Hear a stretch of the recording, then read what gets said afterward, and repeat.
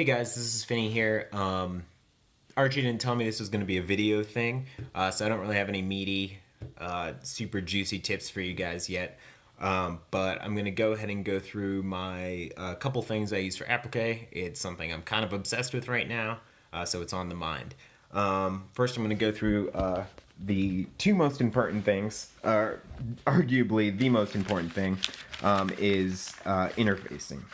Basically what this is it's a piece of paper, pretty see-through so you can trace through it, I don't know, whatever, and it's a piece of paper that you can trace on, and then it has a adhesive backing to it. As far as brands go, I really stand by this Heat and Bond Light. I've tried a freaking Hobby Lobby, like, home brand or whatever, which was garbage, and I tried Walmart's brand that was garbage. Heat and Bond does have two types. There's Heat and Bond Light and Heat and Bond like Ultra Strong or something like that. You need to stick with the light. Anything other than this will either not give you the adherence you want to work with your piece, or in the case of the strong, the red bag stuff, it will both gum up your machine and make your applique very difficult to get a nice even threading on. But yeah, so Heat and Bond Light, the purple stuff, you can buy it by the yard, which is the case here, or you can get it in pre-sealed packs. Both work. By the yard's a little bit cheaper. This next thing here is kind of, it's called Tearaway Stabilizer. This is a Pelon 806. I've tried quite a few, and ended up on this one, which was the one Chalet told me to use in the first place, and I tried to be clever. Anyways, listen to Chalet. But basically what it is it's kind of a starchy paper type fabric-y thing. It's kind of has the consistency of soft construction paper. What it does is you put it on the bottom of whatever, so underneath the backing, say the tunic. So you have the stabilizer, your backing, then you'll have your whatever you're appliquing down on top there. And what it does is as you stitch through everything, this gets stitched into the actual inside of where you're stitching, like inside that satin stitch. Gives a little more body, helps it feed through the machine, and makes it a little bit firmer of an applique. I think it makes everything look way better. And I resisted using it for a while because it seemed like an extra step, and ever since I started using it, I've started getting compliments on my applique, so do that. The next big thing here is the simplest one. So this is the Brother CS 6000i. I adore this thing. It's been absolutely fantastic. It's a $150 machine.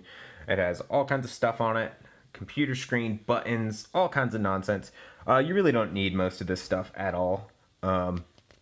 All you need is this bad boy right here, a center straight stitch, if you want to do straight stitch applique, and this one right here, if you prefer the satin stitch applique, this is the more common.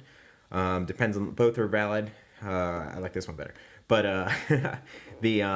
and when you have this bad boy, basically what you do is you have this zigzag stitch, and to turn it into a satin stitch, all you do is you reduce the thread length till almost zero, so that instead of these big wide zigzags, it's basically going horizontal. And that's how you get that consistent straight line you see on most applique. So regardless of what your machine can do, if it can do this, pretty much everything can. And weirdly enough, I see most machines have the left-based one, which you can do straight stitch applique with, but it's much easier if you have this center-based one, this 01. Like I said, this machine's great. I think Goldcrest has been working on like a $10 machine or something crazy that only has like 1 or 2 stitches. So doesn't matter what all this other stuff is, you'll never use it. Focus on having that one, and ideally this nice center stitch here. Next thing I want to talk about is feet. This is kind of your standard sewing machine foot. Everything's going to come with something vaguely like this. Sometimes this window, you see this plastic window, isn't there, and it has more metal to it. That kind of sucks for applique. But you can see here it has these demarcations. It shows you the center point. This one and a lot of them do have windows, and they work. But there's a much better tool from when you're trying to do applique. and it's this foot here, which I'm totally blanking on what the heck it's called, unfortunately. But basically what it is a nice wide open foot, and it has a couple different ways to mark what the center of your stitch is going to be. So it really lets you see what you're working with, and this leading clear edge thing is just a really handy visual tool. It makes it way easier to see where your stitch is going to land. And then it also has pretty wide ramps over here, or whatever those are called. That really helps you go over when you're doing a couple layers of applique, say if you have like a bunch of colors in one space. Yeah, this was like, I lost it, and I bought a replacement on eBay for like $1 or something crazy. So highly recommend getting one of these. I'll put whatever the hell it's called in the description. So yeah, like you can definitely do it with this normal thing, but this makes it much easier. Okay, so those are my couple key things for doing applique, especially satin stitch applique. And I'll get you guys a cooler video in the future. So yeah, Pellon 806, Heat and Bond Light, the purple stuff. Nice wide viewable foot here, right? And a machine that can do zigzag stitch.